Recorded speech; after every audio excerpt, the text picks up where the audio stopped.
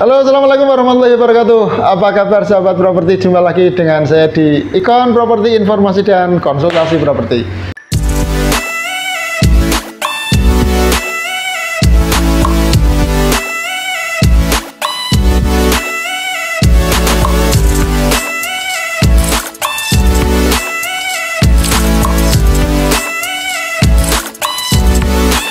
Ya, terima kasih sahabat properti yang sudah mengikuti channel kami, yang sudah like, subscribe, share, dan juga mengajukan pertanyaan. Kami mau menjawab pertanyaan dari salah satu subscriber kami dari Batik Kencana. Ya, pertanyaannya adalah bagaimana cara mengantisipasi ataupun menyelesaikan transaksi properti yang bersengketa. Oke, sahabat properti, ketika kita bicara tentang sengketa, kita akan lihat dalam hal properti itu setidaknya transaksinya dulu. Dalam transaksi properti ada penjual, ada pembeli, ada objeknya, barang yang ditransaksikan, ada harganya, ada juga aturan mainnya. Oke, tinggal yang sengketanya ada di mana, ya. Saya bahas satu persatu. Oke, yang pertama, seringkali sengketa itu terjadi karena salah satu dari pihak, baik penjual maupun pembeli. Ya, sengketanya apa? Contohnya,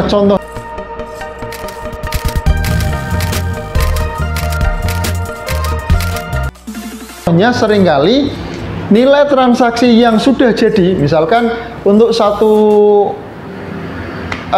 unit rumah deal di angka 200 juta, itu kok di tengah jalan pihak penjual, pihak pemilik rumah yang mau jual, dia berubah pikiran.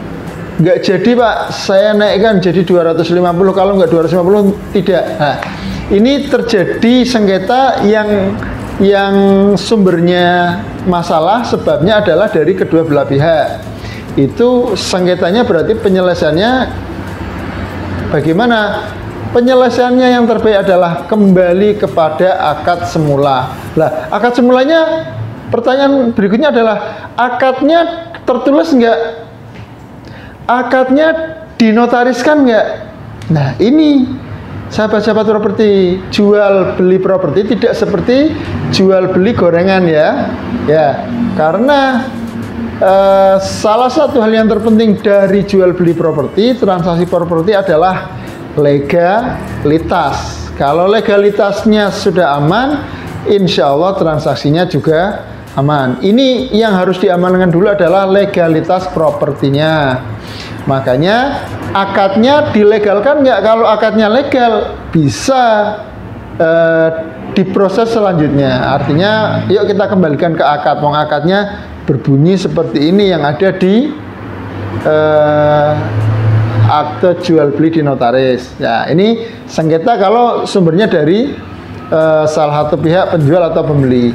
Atau juga bisa jadi sengketa yang tadinya mau beli sudah deal harga 200 juta, dia balik, saya nggak berani 200 juta, saya 150 juta. Ini bisa jadi terjadi sengketa, bisa terjadi perseteruan, ya, perseteruan, tukaran kalau bahasa Pekalongannya itu salah satu yang terjadi kalau sengketanya itu antar dua belah pihak. Ini penyelesaiannya butuh orang tengah, butuh wasit. Lah, wasit dalam jual beli properti siapa? Yang paling aman dan nyaman adalah pihak notaris PPAT.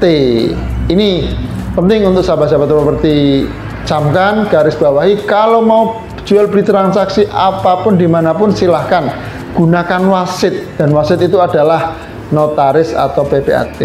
Itu kalau posisi sertifikat. Kalau misalkan AJB-nya berbentuk gire atau letter C, silakan coba Anda bisa datang ke kantor kelurahan, kantor balik desa, sehingga akadnya misalkan belum mau dinaikkan ke sertifikat dulu, masih belinya letter C, suratnya masih letter C, ya pakainya kelurahan. Nanti disaksikan oleh kelurahan sebagai pihak wasit.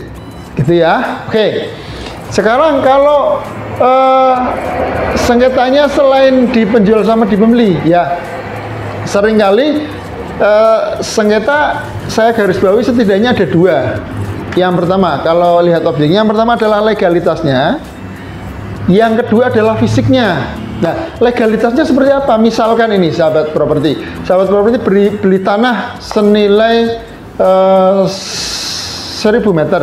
1000 meter taruh harganya 100 juta. 1000 meter itu kita akan cek dulu sebelum pembayaran, cek dulu bapak-bapak. Bagaimana sertifikatnya?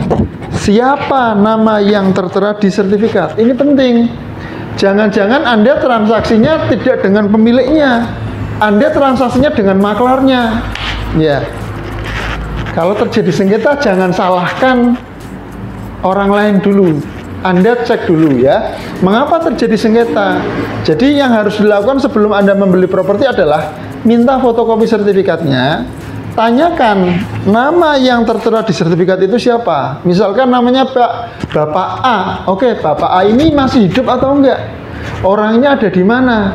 Nah, ada beberapa kasus diantaranya seorang anak menjual aset orang tuanya. Orang tuanya sudah meninggal. Lah, untuk menyelesaikan yang seperti itu, menjual sementara nama sertifikat di atas nama pembeli sendiri, ini rentan terjadi sengketa. Karena apa? Misalkan sang bapak ini punya anak 5, yang menjual anak nomor 1, yang 1, 2, 3, 4 di belakangnya tidak ikut diajak bicara, dijual sepihak. Ketika sudah dijual sepihak, Anda keluarkan uang begitu banyak, mau dibalik nama ke atas nama Anda, ini syaratnya harus ada keterangan waris terlebih dahulu. Bapaknya ini namanya si A, punya anak 5, 5-5-nya harus tanda tangan. Satu tidak tanda tangan saja, ini tidak bisa berbalik nama ke Anda. Ini rentan terjadi resiko sengketa. Ini kalau ada di fisiknya ya, ada di legalitasnya. Kalau legalitasnya cacat karena nama dan pemiliknya itu nggak sinkron, nggak sesuai, ini bisa jadi terjadi sengketa. Ya, sekali lagi ya, pastikan kalau mau sahabat-sahabat properti mau beli properti, pastikan dulu sertifikatnya atas namanya siapa, orangnya di mana, masih ada atau enggak, betul mau jual atau tidak. Ini penting di awal untuk menjadi risiko kalau sudah berjalan. Kalau sudah proses transaksinya sudah jalan. Satu. Yang kedua, bagaimana kalau risikonya sengketa adalah terjadi di fisik tanahnya, fisik propertinya, fisik rumahnya.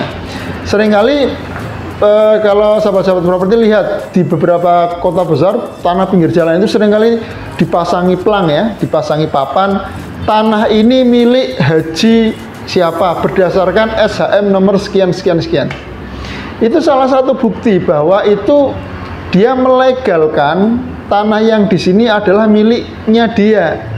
Maksudnya apa? Ini maksudnya agar tidak diduduki, tidak difungsikan oleh orang yang tidak bertanggung jawab.